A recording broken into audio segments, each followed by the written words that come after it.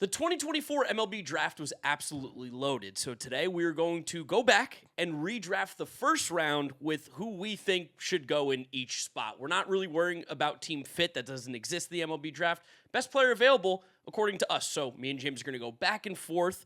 I make one pick, James make one pick. It's very simple. You guys can let us know down in the comment section below where we messed up, who went too high, who went too low, and don't forget to subscribe to the Windup over on YouTube so you don't miss out on any of the video content. Shout out to our members. Lots of videos out early for you guys, getting that early access. And of course, you're going to hear from our sponsor a little bit later. Shout out to Prize Picks. All right, James, the 2024 MLB Draft. I'm going to give you the first pick. You got the Cleveland Guardians up first. They originally took Travis Bazzana. Where are you going? Oh, you're giving me first pick? That's kind. I'm giving you first pick. First pick's tough in this. It is. Think I would still take Connor Griffin.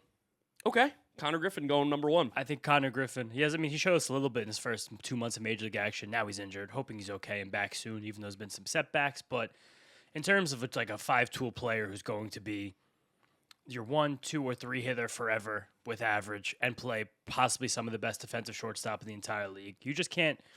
It's hard to beat that player archetype, and I know that there's some other really, really, really good players on the board who've been more productive by a lot early at the major league level than Connor Griffin, but you can't look at that guy right now and be like, that's not the first guy I would take. If I wasn't even redrafting like almost the entire MLB.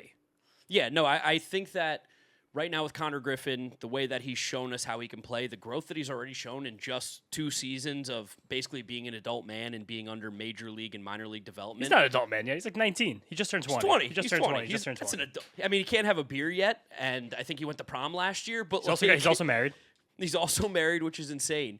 He just has the crazy, crazy high ceiling that you talk about when it's franchise-altering players. It's a guy who, I mean, like Paul Skeens is obviously on the Pirates right now, but let's just pretend that the Cleveland Guardians had Connor Griffin. It's a franchise-altering player. They've had a couple of those guys in the past, and they have a couple of them currently, but man, like you can't really pass up the value of a player like that at shortstop for the future. At the same time, I think there are also some other franchise-altering players, but they're like Connor Griffin has a chance to be like on all-time list of value. And some of these guys have a chance to do that in terms of just their bat, who I think you're going to take number 2, but that's where the conversation gets interesting. Yeah, because honestly, I wanted you to go first because I really did not know who I was going to take at number 1. I was between these two guys, so you made the choice very easy for me because at number 2, originally, the Cincinnati Reds took Chase Burns. Not a bad pick. Not a bad pick at all. One of the best picks that you could have made. I will be going a different direction, though. Nick Kurtz. Yes. Mr. Kurtz is just absolutely ridiculous. The numbers that he's put up are crazy. Imagine him playing in Cincinnati. Well, he's playing in Sacramento. I know, but imagine what he can do. That ballpark in right field also is crazy there. Imagine what the Reds would look like if they had Mr. Kurtz playing first base every day. It feels like they've been, I know Sal Stewart's great. He's incredible, but Mr. Kurtz is even better at the position. And just the numbers that he's put up so far in 194 games, 55 homers, 41 doubles, 147 RBIs. He has a 407 on base for his career, 1,000 OPS.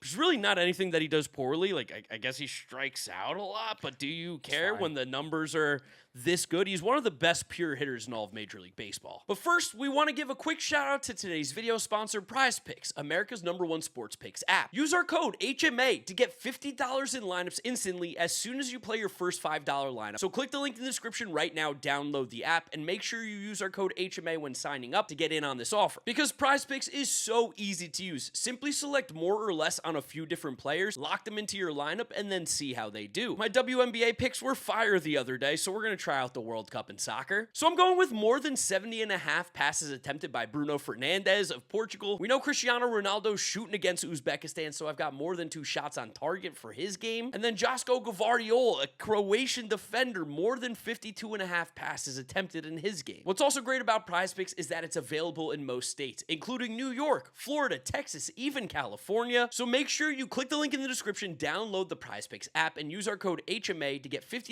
in lineups instantly as soon as you play your first $5 lineup. Thank you to Prize Picks for sponsoring today's video. Now, let's get back to it. There was some company put a graphic online over the weekend about the all-strikeout team, the player at every position in baseball with the most strikeouts. And you looked at the list, and it was like, this team would absolutely compete for the World Series tomorrow if these guys were all on one team together. The strikeout thing is not an issue with Kurtz. It's amazing that he's jump back up to being this good this fast after even like a bad first 3 weeks of the season. And it's like put that And all even away. his bad first 3 weeks was just power-wise. He was still getting on base at an unbelievable clip, but it was just not 160 WRC plus, which we've just been accustomed to.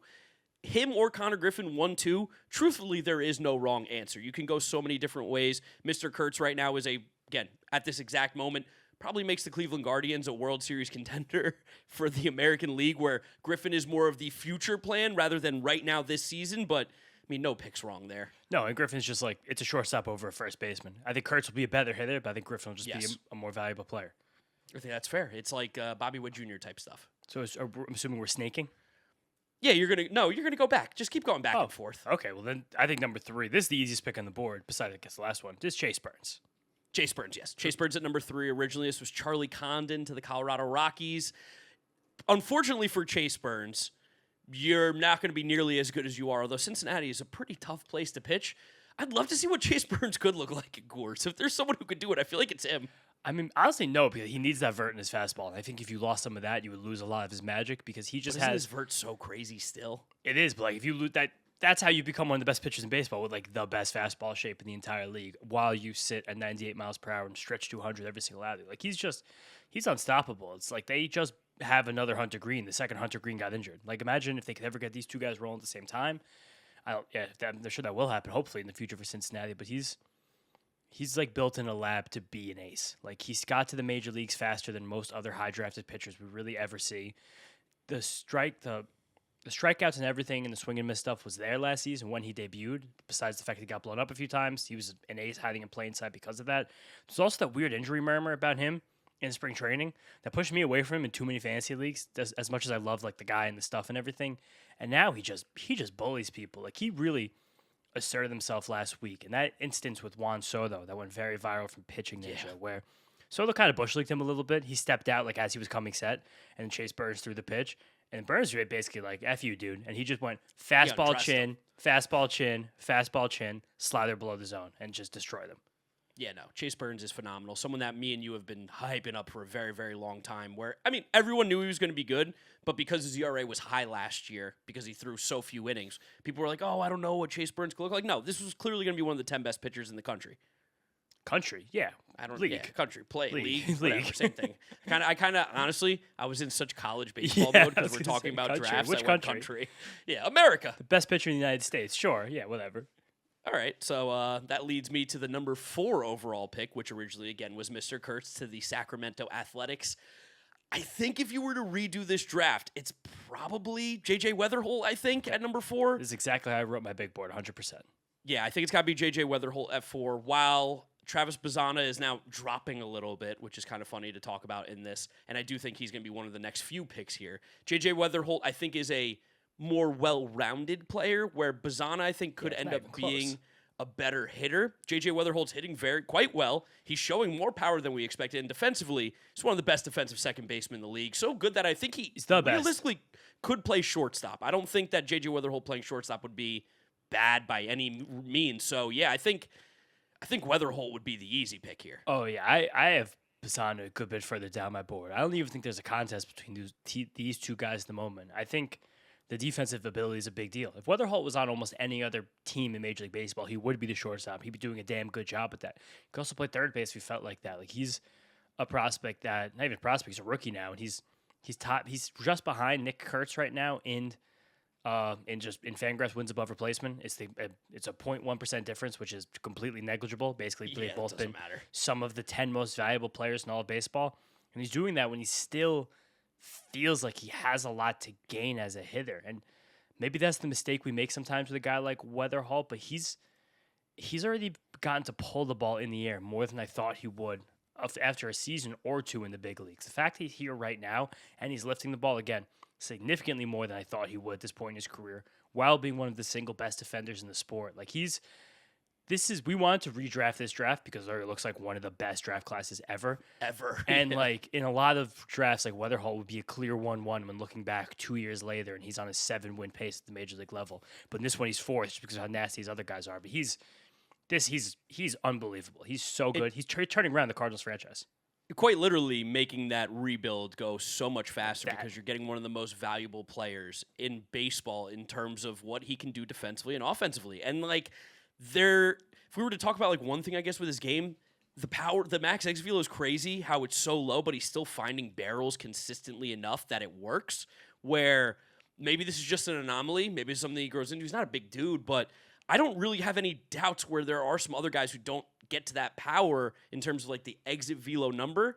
And I don't feel any doubt with JJ Weatherholt that he's just going to be a really good hitter for his entire career. No, that's a mistake I made with him as a prospect. 'Cause I was like, I don't know what the MLB game power is ever going to be like with no pulled fly balls. Or at the time, not as many pulled fly balls I thought from like a premier power hitter. And then a guy who'd never had legitimate like max exit velocity like that. But he just lives in that like 105 to 108 mile an hour exit velocity range where everything he hits is there. I'm trying to find his EV90 right now. I'm trying to do that quickly. It's got to be really good. It's funny. He has like the same. Now they're starting to pull the ball a little bit more. Again, it's not the same, but like Isak Perez is one of those guys too who's never particularly hit a ball very hard, but will get to power. Yes, but that's fine. You can do that easily. Yeah. So where is the EV90 here for JJ Weatherholt? All right, that's taking a while. where do you find EV90? Fangraphs? This is from Robert Orr from Baseball Perspective's Shiny app. He has it. His 90 percentile exit velocity still isn't really that much better than the average players in the league. It's just very good at getting not that deep of a launch angle distribution, and he just does hit the ball very hard consistently. It's just not as hard. And again, he could grow into more of that. It's really possible. Of course. I mean, he's small in size, but he's like 200 pounds. He's a strong dude, clearly. No, he's a phenomenal baseball player. And again, he's one where if you're on a different team and he's a shortstop, he's putting up these stats with 6 shortstop defense. You freak out. Yeah, that's his like now there's one of the best players in baseball, which he's already performing like. All right, James, number 5, the White Sox went Hagen Smith. Who are you going with? This is where I'm having my first big debate internally about this. And I think that I'm going to let some recency bias in, and I want to pick a guy who I loved out of this draft originally, who just seemed to flip the switch finally, and it's Caglione. Okay, Jack Cag at number 5. I think now that he's back at first base, he just looks like one of the best hitters in baseball right now. Like we're in a we know the ceiling is so high. And we're in a 3-week stretch where he has a swing and miss more in check. The bat speed's trended up a little bit. He's lifting and pulling the ball. And it's just like, damn, like when this guy's on, he's on. But there were a couple, specifically pitchers I really considered with this spot besides him.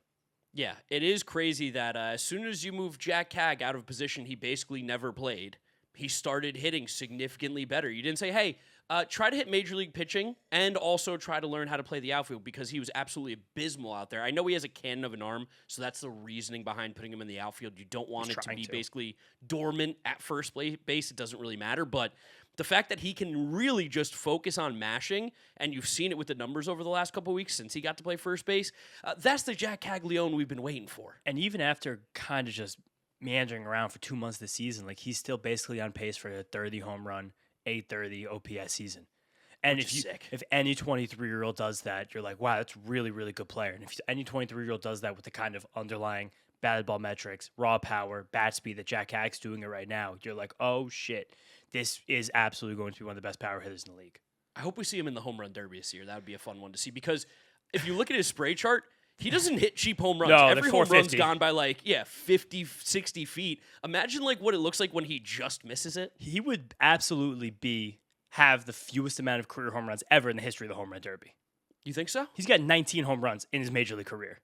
No, there's definitely some guys that had less. Think about the guys who get in as a rookie who gets in as a rookie? Season.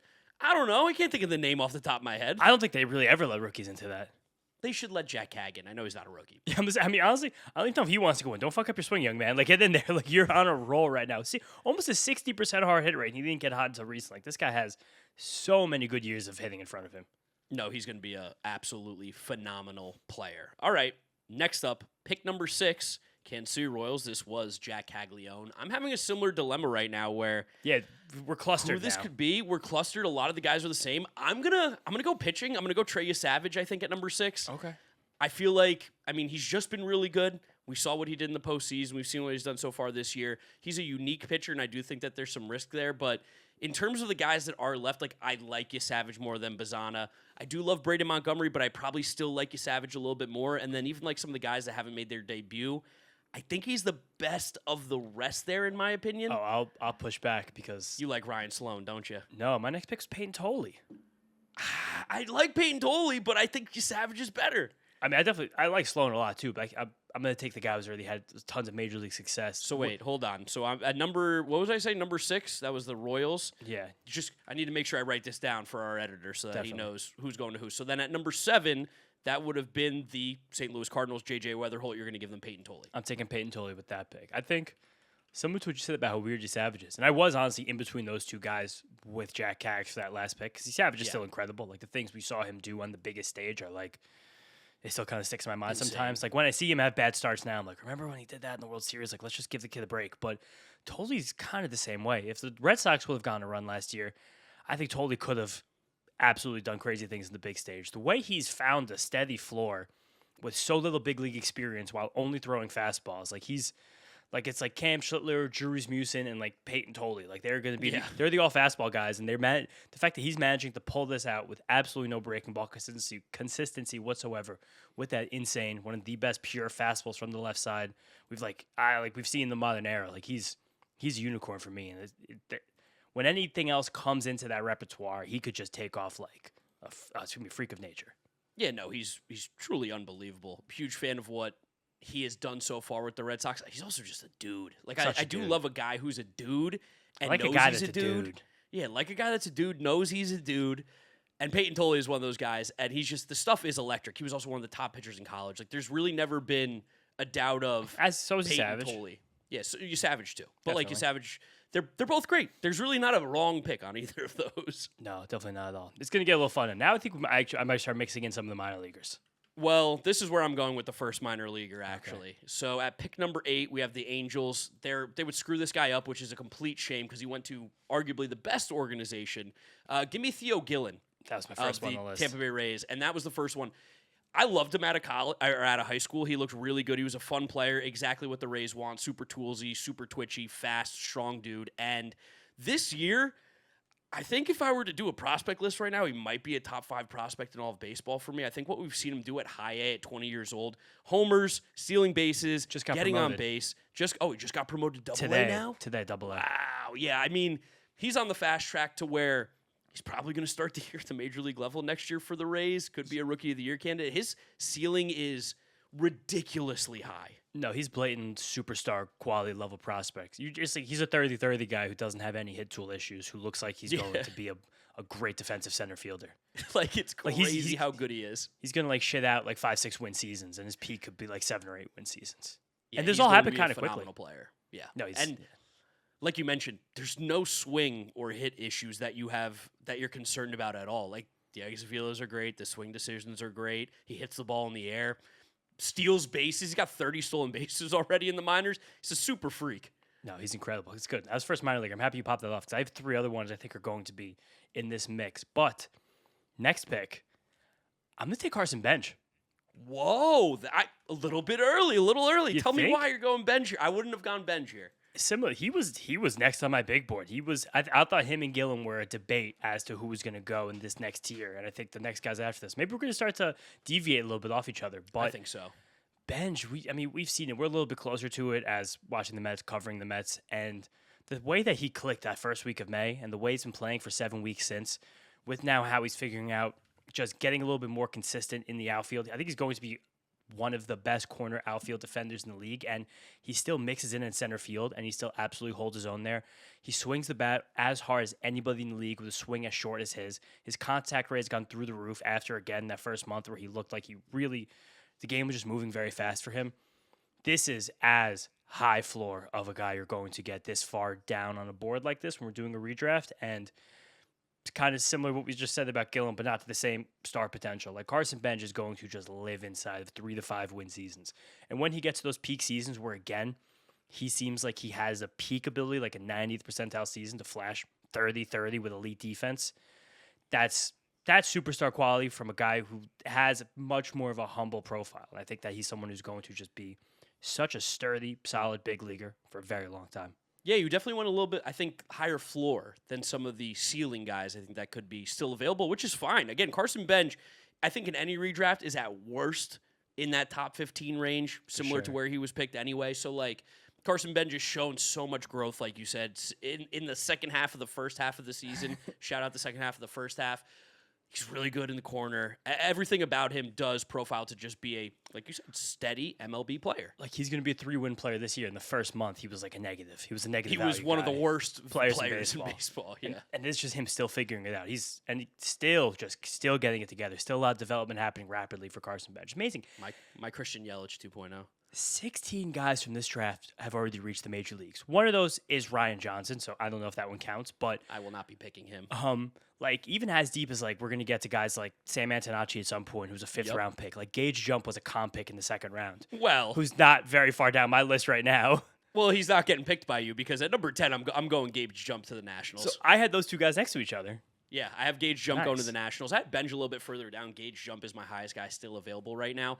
He's ridiculously good. He's thrown 5 different pitches. He's really thrown 4 with that changeup being used more than that sweeper. He's getting unbelievable chase rates. Nobody barrels him up. The hard hit rate's low. The stuff is really, really good. And from the left side, having 96 to jump like that, his numbers would be even better if he played anywhere that wasn't Sacramento. Like, yes.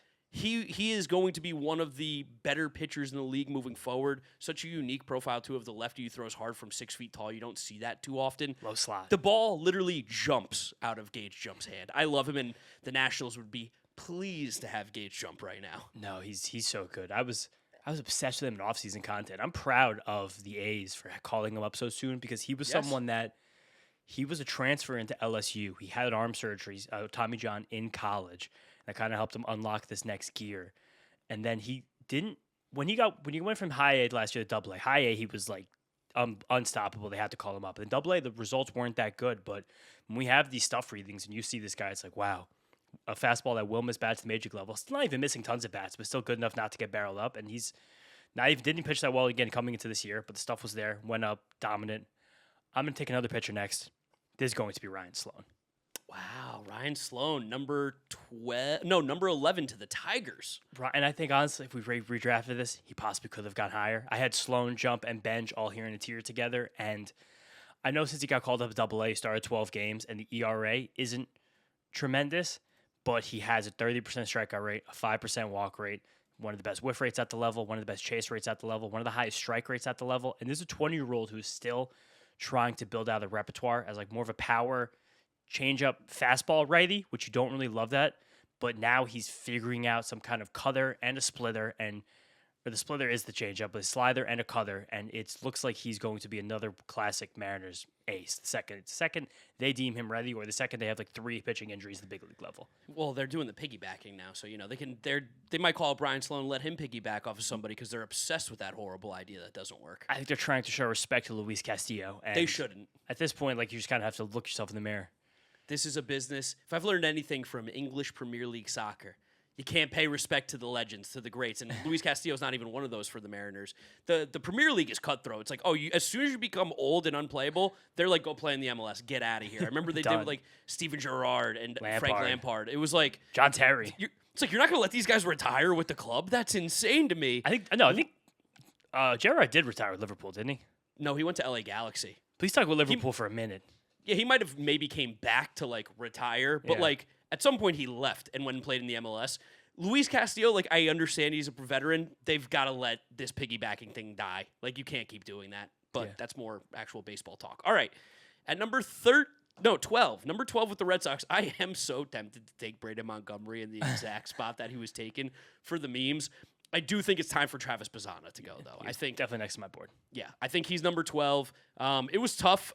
Here's the thing with Travis Bazzana that I think some of you, if you jump to this or you're not actually listening to what we're saying, you're going to scream and yell because Bazzana's having a great season at the plate with the Guardians right now, and he's hitting the ball, and he's a big part of why they're playing such good baseball. And I do think Travis Bazzana is very good. 7 home runs, 11 doubles, 838 OPS. He's mashing. It's tough to value truly what a bat first, second baseman looks like at the major league level, especially when you have data on all these other guys of what ceilings could look like. I think Travis Bazzana is going to be great. Number 12 overall, you would be thrilled to get Travis Bazzana in a redraft. He's going to mash. He doesn't look good defensively at the position, and I do get worried that his swing is perfect for Cleveland and that ballpark because the ball flies to right field. I don't know, like where J.J. Weatherholt has the lower max exit velos, I think Bazzana has slightly better ones. No, but it does feel like Bazzana's the major level are not high at all. Oh, they're not high either. Okay. Bazana has but it does. he has the pull lift, but it's even not that different from Weatherhold's right now at the big league level, and not that dissimilar of samples. Where Weatherholt, I feel like, is making quality contact more consistently right now and has the glove. Bazana is really good. He's just not going to go ahead of the guys that you had. I don't think I would have taken him ahead of even Sloan, which would have been the prior pick. No, So I would have. Bazana at 12. There's some other guys I would have considered here possibly over Bazana. Again, it's not saying that Bazana is not a very good baseball player. I think he's a very good baseball player, but there's just way more holes in his profile than a lot of the other guys, even some of the minor leaguers we've already got. Also, this draft is loaded. Yeah, it's again a normal draft. Bazana, even after a redraft where he was a relatively slightly, because I know the Guardians fans really defend this one, a slightly disappointing result for number 1 overall pick in terms of what this draft was. If you throw him into the middle of a different draft, he's probably still a top 5 caliber player, and he probably still performs quite well. I also don't think you could even slight the Guardians for taking Bazana at 1. He was unbelievable in college. Everyone was thinking that Bazana is the top 5 pick at the absolute worst. Like, this is not a smudge on Travis Bazana. It's really more of a credit to all these other guys who have been insane. Yeah. Okay, so now we're getting outside of like the clear, obvious top 100 prospects kind of across the board. Now I think it gets a little bit dicier now. I would think about Braden Montgomery, who you just mentioned as well. But I think I want to go for like a big prospect riser this year. Are you going to be going? Okay, so originally this pick, just for context, guys, this was James Tibbs III to the San Francisco Giants. Don't think it's going to be James Tibbs III. So is this going to be the biggest risers right now on the prospect list are Besides Bonemer, Sirota, and Culpepper? Yeah, I'm going to take Bonemer. Okay, that's fair. He was my top prospect left right now. Me as well. I think I think take him a little bit higher than the guys who've already debuted. I don't think he's going to stick a shortstop. I don't even think he's still been playing shortstop as consistently, but I think he's going to be third base. Yeah, third. He probably could even mix up a second. 2026 he's still playing mostly short at high A. He's played third, slightly more third than short, but he has a bat where that can work. Tons of raw power, gets to it in a big way from the pull side. This year at high age, he just got promoted to Double A, 18 homers and 10 steals. Relatively high strikeout rate, but it still looks like it'll be manageable, and that's something that he can work with. But he looks like someone that's going to mash at the major league level. And again, one of the biggest prospect risers this year, to me, someone who will just be a major league first division regular. I feel like Baseball America doesn't hand out a ton of 60s when they do their prospect grading, and the fact that they gave him a 60 power grade is just something that's like, there's some serious 25 to 30 home run a year potential in Caleb Bonemer, and the fact that you can stick him at third base as, like, maybe not a shortstop, but will be a good third baseman with that power. He's just a really good player, and you said a quick riser in this draft. I also love that he got into it with Garrett Cole in a game at High A month ago. Yeah, was that who Garrett Cole threw at? Yeah, he hit the home run off him in his first at-bat, and then his second at-bat, Garrett Cole hit him directly in his numbers. I mean, kind of love that too from Garrett Cole, though, right? Like, that's being such a hardo. That's kind of sick. That's also, if you're Caleb Bonemer and you could get under Garrett Cole's skin like that and he hits you, what a tip the cap moment. You got to be almost pumped that Garrett Cole hit you. No, for sure. And Bonemer's like, again, a 20-year-old's already reached Double A. That in of itself, that shows major potential. As a second-round pick and someone that seems like the White Sox are now starting to churn with this player development a little bit, another just nice piece they're going to have in 2 years. All right. I got number 14, Chicago Cubs. They went Cam Smith originally. I have Braden Montgomery switching sides to Chicago. Yeah. He's going to be the Cubs pick at number 14. While the numbers haven't been astonishing in his small sample size at the major league level in the minors, he was absolutely mashing. He's an incredible athlete, switch hitter, power from both sides, cannon of an arm, runs well. He's a 5-tool player. I think he is going to struggle a little bit more this year, but I do think in a couple seasons you're going to see a guy who's going to be a very, very valuable, like 3 to 4 win player for the White Sox in the future, and in this world it would be the Chicago Cubs. I think so too. Definitely want to see that swing and miss get a little bit more in check, and especially as he's not going to be like a defense first player, but the tools are incredible. Yeah, the tools are really good, and switch hitter with that kind of power is always exciting. I mean, switch hitters are sick. You know how much I love a switch hitter. You do love a switch hitter. I love a switch hitter. So next pick. This one is number 15 to the Mariners. 15 to the Mariners. This guy didn't go that different from this spot in this draft, but I'm actually gonna ride with Cam Smith. Whoa! That one was down my list. I'm not gonna lie. So I had him as basically in the next tier of major leaguers, and I still think some of these minor leaguers who are coming up in this draft, I just don't have on that same level. Where I think if he was just still a minor leaguer right now and putting up great stats, he'd be kind of viewed similarly. And while he's not had 2 very good seasons in the major leagues, kind of the flip side of what we talked about with Caglione, got his position switched on the fly, never been an outfielder. He's mixed in some center field, which is insane from a guy who was a third baseman, a corner infield defender. And he's shown off as being one of the better corner outfield defenders in the league so far this season. The bat speed is delusionally good. He hits the ball ridiculously hard. He's making incremental improvements in his contact rate, and I think at some point you're going to get a very, very good big leaguer out of Can Smith. Not a guy I'm going to quit on, and someone who, again, I definitely have higher than most of the minor leaguers and all the minor leaguers that are left, and within range of some of these guys who've already debuted in the bigs. Yeah, I think that's fair when thinking about it like that. Like, if he was a minor leaguer right now, how do we view him versus what he is doing at the moment at the major league level? Because it really hasn't been great at the major league level. You've seen the sparks, and it's something where, similarly, you don't give up hope because of such good underlying stuff. But he was probably going to go a little bit lower for me. Wasn't as high up on my list as he was probably yours. But that leaves me to what? Number 16, the Miami Marlins. Miami Marlins went P.J. Morlando. I'm going to go Kalen Culpepper here at number 16. He's looked really good. The exit velos are good enough, like 110, I think, in AAA, and he's been mashing, plays a good shortstop. Looks like he's going to be able to stick at shortstop for the foreseeable future, when I think at one point there might have been concerns that he could have been a second baseman. The stuff's just good. He's an all-around good player. I don't know if he's going to have any of those major pops. Feels Carson Benji almost from the standpoint of, like, I like the floor, and playing shortstop like that with that bat's going to play all day. Yeah, definitely will. He also he had a big improvement so far this season against velocity, where he just got better against balls, pitches 95 plus. I also think he'd probably be in the majors right now if he didn't get injured a few weeks ago, or at least would be 100% knocking on the door to be so. So I think, again, if we're going to split hairs for guys who are in the major leagues versus not in the major leagues, he's very, very close to being in the major leagues if he was just healthy. Yeah, no, I like Kalen Culpepper for sure. So that was pick number 16. So 17, Milwaukee Brewers went Braylon Payne. Who are you going now? Now I'm getting dicey. This is the first it's pick getting a little weird now. Yeah, it's definitely getting a little weird because I like this next tier of pitchers that haven't debuted. But I'm just curious if like a guy like Waldschmidt who got up, played poorly, now got sent back down, if I'm taking that like too seriously. But I like Braylon Payne a lot too, but he's still just 115 max exit velocity, but looking like a corner outfielder. That kind of changes that. I think I might go back to Hagen Smith. Yeah, I think it might be time to stop the Hagen Smith fall. I think the view of him in the baseball world has fallen a lot too. And I think part of that is because he's had big command issues in the minor leagues. Part of that because he is still just a very weird pitcher to evaluate because he is very weird. He throws the ball very weird. The ball moves very weird, different than most other guys. But yeah, he's someone that, and we talk about this with pitching development all the time, just takes a little bit longer for some guys. And Hagen Smith also, I think, kind of gets the raw end of the deal from how high he was picked in this draft and how incredible all the guys who all got drafted around him are already playing at the big league level. And now for this White Sox team has suddenly gotten a little bit impatient, and now they kind of wish they had one more star to kind of keep pushing this team over the top. But I still see the Hagen Smith foundation of that fastball and that slider being something that becomes a very, very good pitcher. Again, he just got injured like a week ago, so we'll see what happens with his shoulder. But I still see him as a guy that should be considered a top 60-ish prospect in the game anyway, and some of that I don't want to let fall further on here anymore.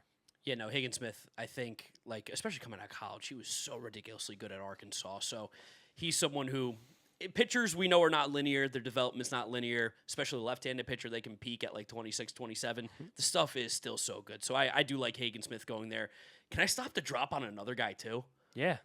I think it's going to be Charlie Condon here at 18. Okay. I know there's higher rated prospects because of what Charlie Condon's positional, like, I guess, I don't want to say liability, but he's limited at the positions that he corner can play. Defender, right-handed hitter.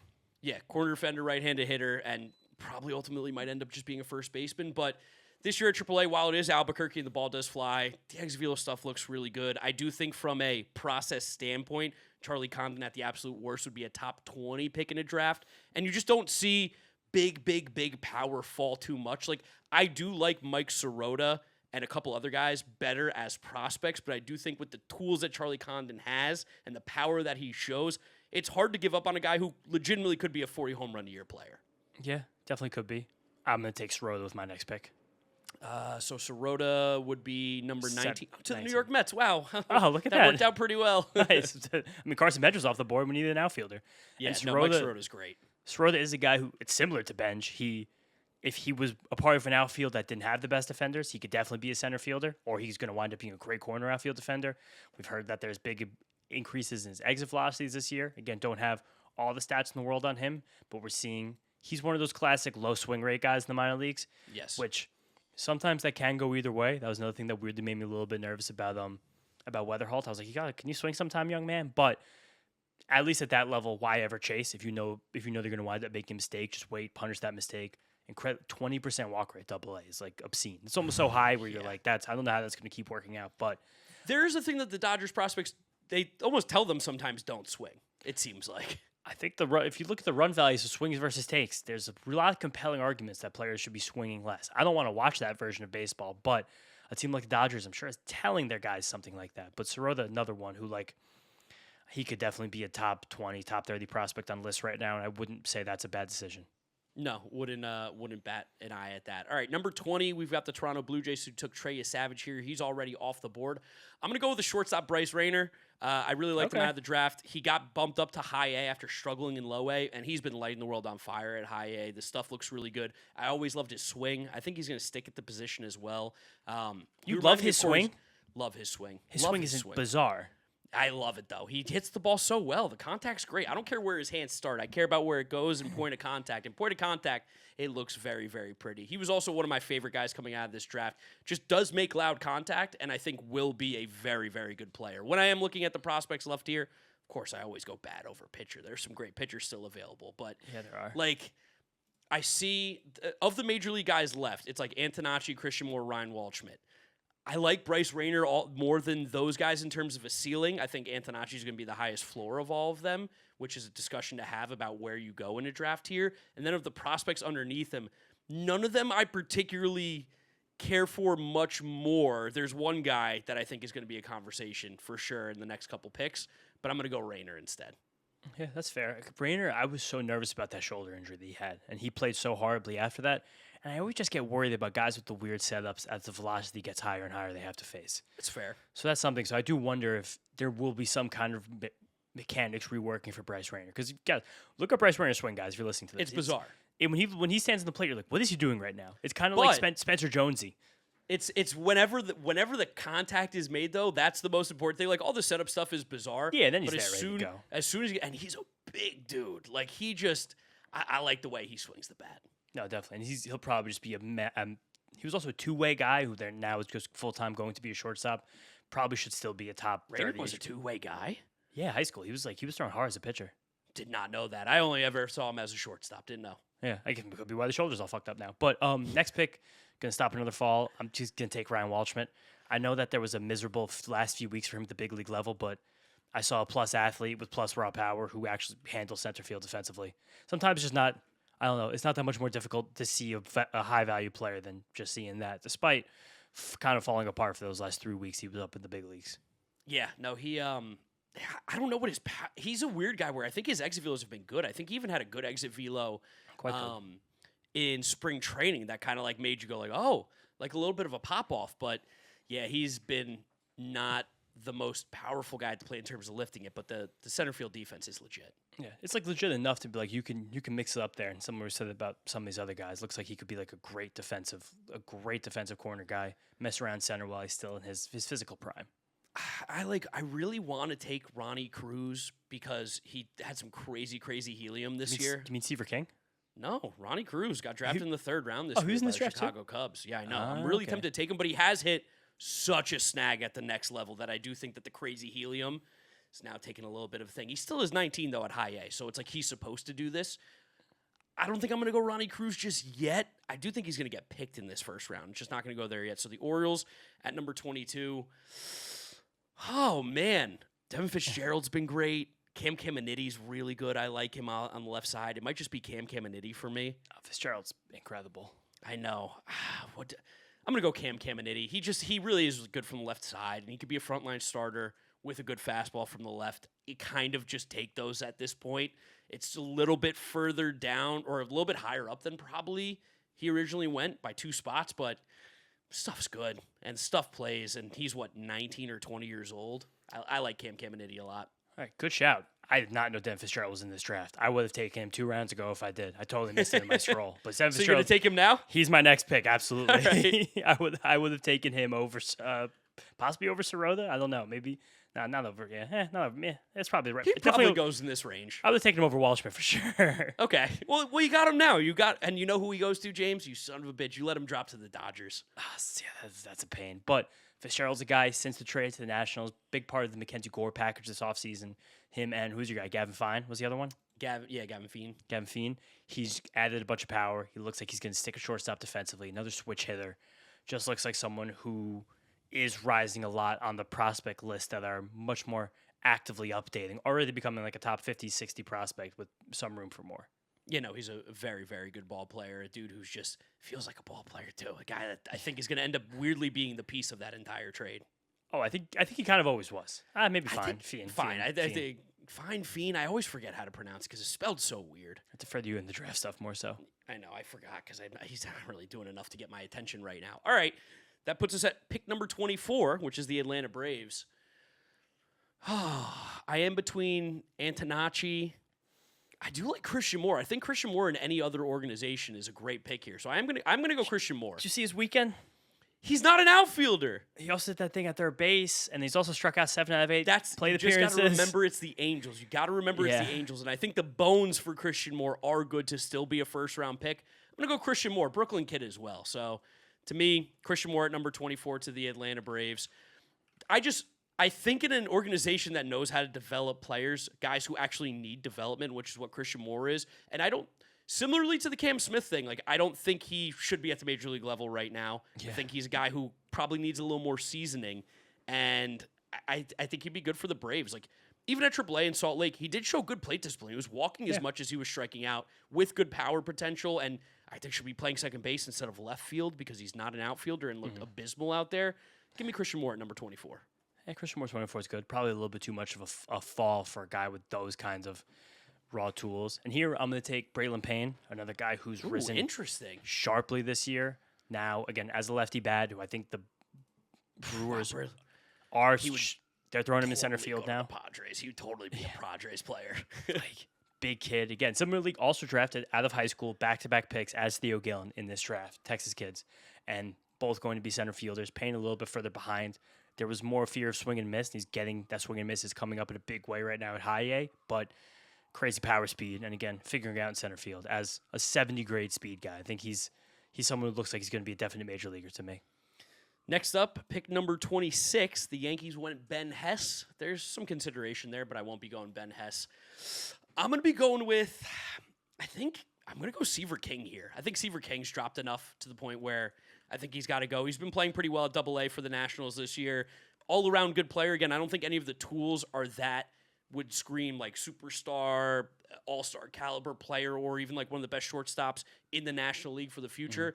But with the glove, with the bat being good enough, feels like a pretty solid, again, high floor pick. And that's, I think, why Seaver King kind of went as high as he was, is that this is going to be a major league shortstop. Yeah, I think that's kind of the whole nexus with him. I still is kind of sad looking back and like that he was taken in the midst of all these other guys though too. Yes, I think it was an early pick, and it's a conversation to have about the MLB draft as a whole. Is do you draft on floor? Do you draft on ceiling? What do you draft? And I think organizations have shown they all have very, very different ways. The Padres, it's paid off. They just go twitchy freaks every single year. Just as much of a freak as you can get. All right, tough one here. I'm thinking about Ronnie Cruz. I'm thinking about Johnny King. I'm thinking about Sean Keyes. So I have 2 Blue Jays prospects on my radar. Then I look at Johnny King, and I'm like, are you Jonathan Santucci with much better PR, but also does throw harder? He has a much better fastball. He's my lean right now, but I'm just kind of talk through. I've loved Nate George this year coming up with the Orioles. Yes. He looks like he's rising fast. He's definitely going to go one of our last ones. I will not let this first round end without taking Antonacci at some point. Oh, he's going. He's going. Don't worry. If I don't take him, he's going to be the number 30th overall pick at the absolute worst. That's what I'm saying. No matter what, we're leaving here with something. But Rangers would love him. Should we just pen him into the Rangers already? I'm gonna do Johnny King with this pick. I love that kind of potentially dominant fastball from the left side that can get to the upper 90s and have legit vert on it. It's just you don't see it very often, and whenever a pitcher can build any modicum of a repertoire off it and have any level of command, which Johnny King doesn't really have yet, but I think it will come. It puts you at absolutely such an advantage over basically every other left-handed pitcher in the league. I like him for that. Yeah, Johnny King looks solid. That's one of your guys that you've been very early to on. I'm not as hip to Johnny King just because he is a little bit further away, I think. But Yeah, Johnny King's, got some time to get hip to him. But all the prospect people have been talking about him got swiped up in my Dynasty League. All right. Pick number 28. Astros originally went Walker Yannick. I think this is James Tibbs. Yeah. I think it's probably the right time to take James Tibbs. As much as I am not about the hype machine right now around James Tibbs, I think it's too much when you look at the stuff at the minor league level. There's definitely more concerns than what his stat line looks like. But he does have power to the opposite field, which is pretty sick. He does have good plate discipline. He's going to be a pretty solid corner outfielder. And he's been traded for some pretty big names in his career. I still think he's going to go in the first round, especially with how good he was in college and what he's done so far in the minors. I don't see you see people like Keith Law rank him inside like their top 15 prospects in baseball. That's just not where he is. Yeah, no, but it does make it makes it interesting that he's been traded so much. It does and it doesn't because he's ended up on the Dodgers. But a lot of times we have these conversations about these guys and we're like, why do you keep getting traded? Like, why do you keep getting traded? Stop getting traded. Yeah. I think, one, the Red Sox are stupid. I think we could say that. Yeah, that's part of it. I mean, they traded their big prospect piece that they moved Rafael Devers to get for half a year of Dustin May, who Dustin May looks great now, but you traded him for half a year. Like, what was the plan there? Why was James Tibbs the name that had to be moved? No idea whatsoever. Tibbs is good. I kind of like the fact that him and Sirota have been a bit married at the hip and their rise through the system and how people are like, oh, the Dodgers doing it again. God, now it's getting tough here. I'm like, Tough. Do I want to take my guys, want to have fun? I'm just going to take Antonacci with this pick. Antonacci, wow, Antonacci getting away from number 30, 29 to the Arizona Diamondbacks. And he's just a baseball rat. He's the kind of guy you want on your team. He's been highly productive at the major league level. He's doing that thing right now, though, where he's playing all over the field, but not playing anywhere particularly well. The Jeff McNeil. Yeah, and I think right now it's being like, look at Sam Antonacci, you can play everywhere, but it might possibly wind up being because he can't play anywhere, and I think they really want him to figure out the corner outfield because I think that's probably the most likely home for him in the future because he doesn't really have obvious power. Like, he's not a home run hitter, but he's going to run such a high on base percentage that he will always hover around that 750, 800 OPS land that we kind of want these guys to land, that you kind of need to if you wind up being an outfielder. But if he winds up being second base, he'll be an average one, not a great one. I think teams want more defensive eye at second base these days, but he's such a ball player, and I really like watching him play. Man, there's so many good names left here. Like, of the names to pick at number 30, I'm going to say this. I don't think I'm going Nate George. The power's just not there, so I can't go with a guy in the first round that doesn't have power. Senja is a freak, but I do think upon further review, he would have dropped a little bit further than he originally went. Definitely. Could I interest you in Brody Brecht if he wasn't a Colorado Rocky? I mean, if he wasn't a Rocky, I would love him, but... Well, that's what I'm saying. But then I also do like some of the other guys ahead that I would have had ahead of Brody Brecht. Nathan Flewelling has looked really, really good, although I'm so scared of taking a catcher ever. Like, we didn't take a catcher in this. I know, and that's even right now, just to talk about 2026 draft, Van Lackey of Georgia Tech is one of the top 5 players to go in the draft. He's a catcher. I just get so scared of catchers because you look at the draft and all the guys taking the first round that catch and they just don't really hit. It's so difficult. But Flewelling is now in the minors playing really well, so maybe that's something that you consider.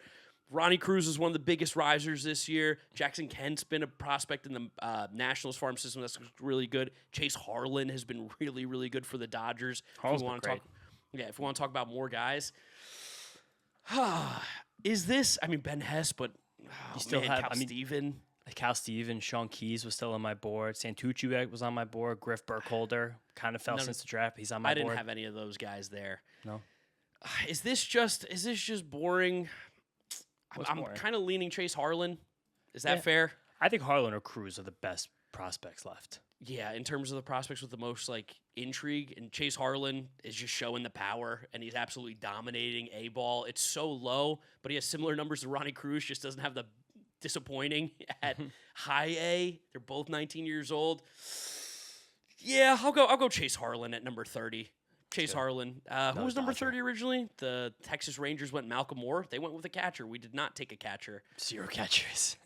But, again, this is a conversation to have, and it probably is the difference of how major league teams view positional value versus we do, where if they can get a major league catcher through the draft, they're probably pretty happy to take him in the first couple rounds. Yeah, it is so hard to develop a catcher. Every team's trying to do it simultaneously, but you see the value that catchers have at the trade deadline, minor league catchers, which seems like it's always more than we think. Then they get to free agency and no teams value them a lot. It's catching It's very difficult to evaluate the catcher, and I think that's definitely something that we're always going to miss compared to people in actual front offices.